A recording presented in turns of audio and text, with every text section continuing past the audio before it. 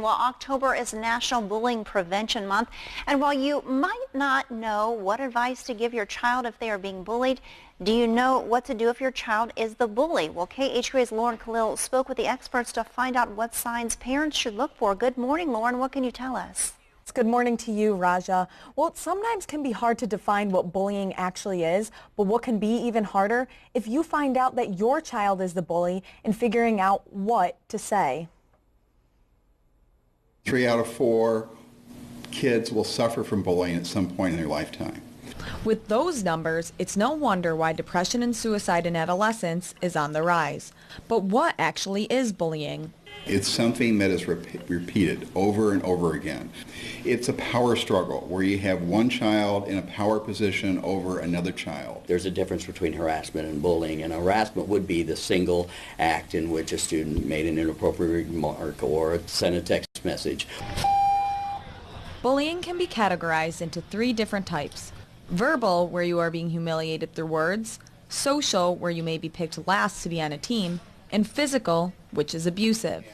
Parents of victims of bullying should have regular conversations with their children about the topic and discuss who is a safe person for them that they can come to if there is a problem. Some signs to look out for are loss of sleep and appetite, not wanting to go to school, and other ways your child might be alienating themselves. But as for parents with a child who is the bully, here's what you can look out for. If you have a child who comes home and has money unaccounted for and has belongings they didn't really buy, you might want to talk to your kid. Are you bullying? Where did that stuff come from? Many times we see, even within families, that bullying is tolerated. The parents see it as just normal adolescent behavior because maybe they were a bully themselves when they were going through high school. Other tips to be on the lookout for is if your child is frequently in detention, their friends are bullies, and your child tries to minimize or rationalize their behavior when they act out. This isn't to say all bullies develop these habits from home, but they are learning it from somewhere. People learn how to behave in a way that is ridiculing others, abusive to others, both physically and verbally.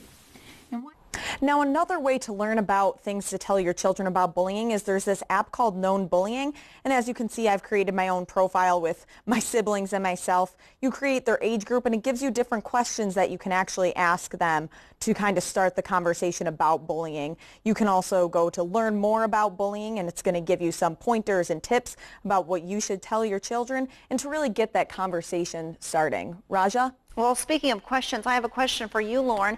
Well, having a whole month to recognize bullying is something that's developed with the generation. Is there anything specific with kids growing up in 2014 that has changed? Yes, Raja, that's a great question. Well, as you know, children and kids, they all have cell phones, access to internet, laptops, things like that. So it's really cyberbullying that is really the big thing within schools. It's not so much that face-to-face contact with bullying. So you really got to make sure that parents are up to date with what their children are doing on social media. All right. Thank you, Lauren Kalil.